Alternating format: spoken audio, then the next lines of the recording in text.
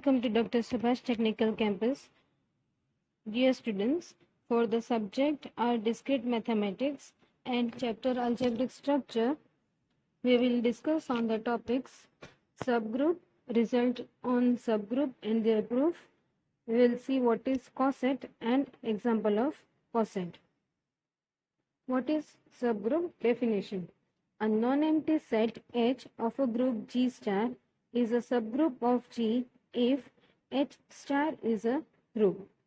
We note that for any group, G star and E star are trivial subgroups.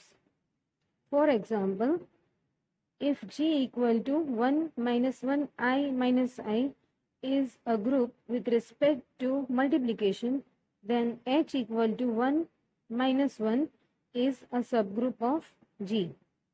Next example, we can see that Z plus and Q plus are subgroup of R plus, where Z is set of integers, Q is set of rational numbers, and R is a set of real numbers. And we also note that Z and Q are subset of R, that is real numbers. Now let us check some theorems which we will use in the result. Okay. First theorem is a non-empty subset H of a group G star is a subgroup of G if and only if A star B belongs to H for every AB belongs to H. And second is A inverse belongs to H for every A belongs to H. Here the theorem goes vice versa. We can say that H is a subgroup of G. If this is true, then this both conditions hold true. And the other way is, if these both conditions are satisfying, then we can say that H is a subgroup of G. Now next theorem is a necessary and sufficient condition for a non-empty subset H of a group G to be a subgroup is that A star B belongs to H such that A star B inverse belongs to H. So this is the necessary and sufficient condition. We can, if H is a subset of G, so this is the necessary and sufficient condition that A star B inverse belongs to H. Now let us check one result. Show that the intersection of two subgroup of a group G is again a subgroup. Now first we take G star as a group, okay, and taking H1 and H2, two subgroup of G. Now I will take two elements which belongs to H1 and H2. Since we need to find the intersection, okay, so I will take two elements which belongs to both the subgroup. So I am taking A and B from H1 and H2. Now I will take one by one both the subgroup. Now see, A and B belongs to H1.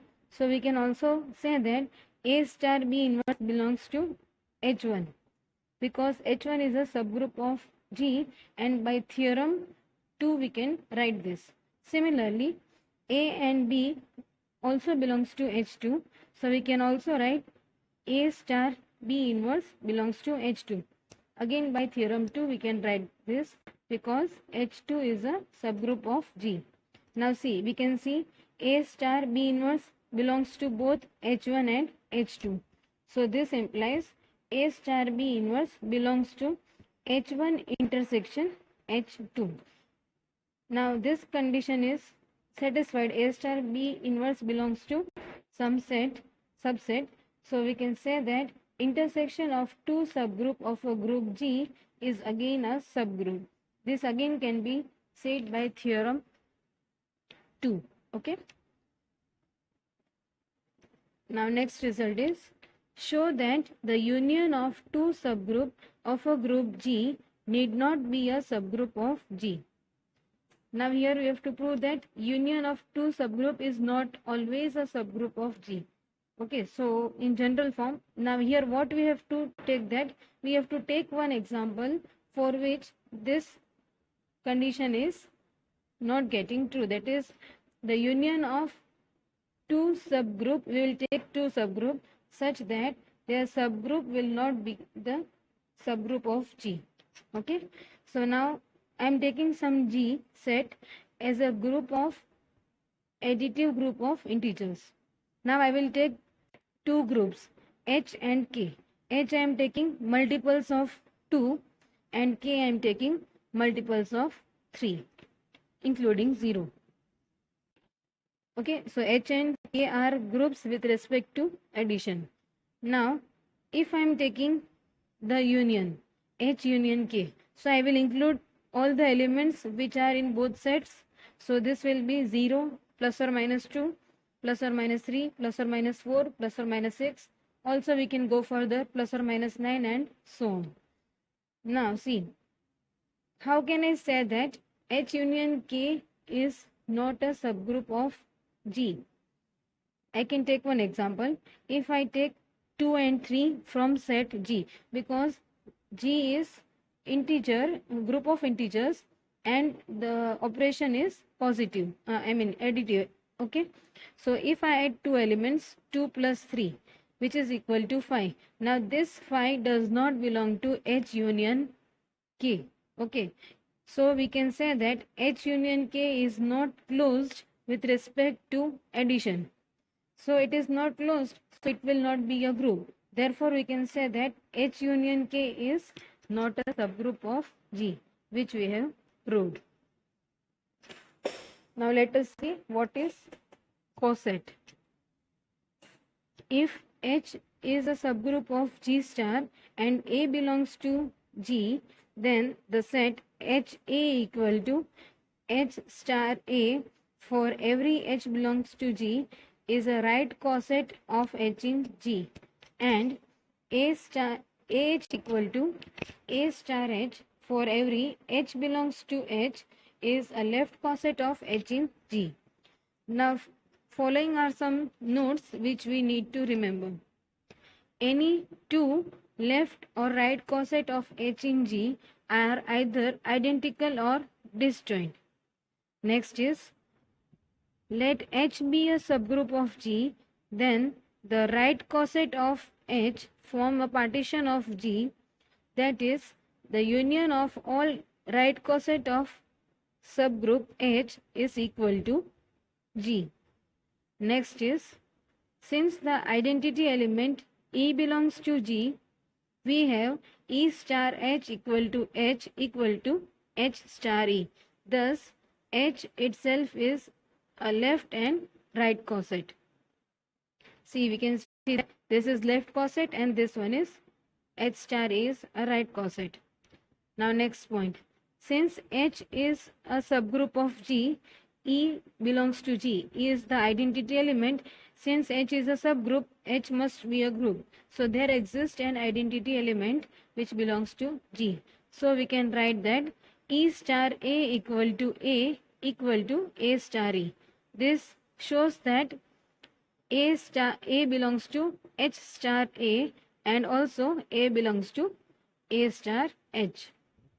Now next is, if A and B belongs to A star H, then A star H equal to B star H.